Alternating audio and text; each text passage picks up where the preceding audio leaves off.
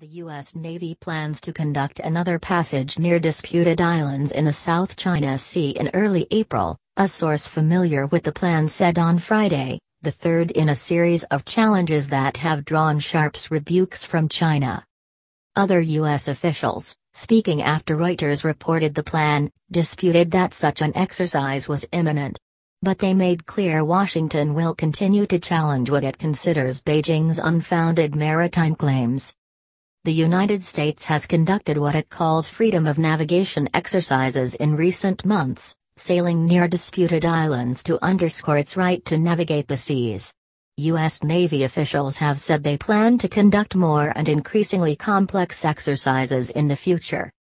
Our long-standing position is unchanged. We do not take a position on competing sovereignty claims to naturally formed land features in the South China Sea, a senior Obama administration official said on Saturday. We routinely conduct such operations throughout the world to challenge maritime claims that would unlawfully restrict rights and freedoms provided in international law.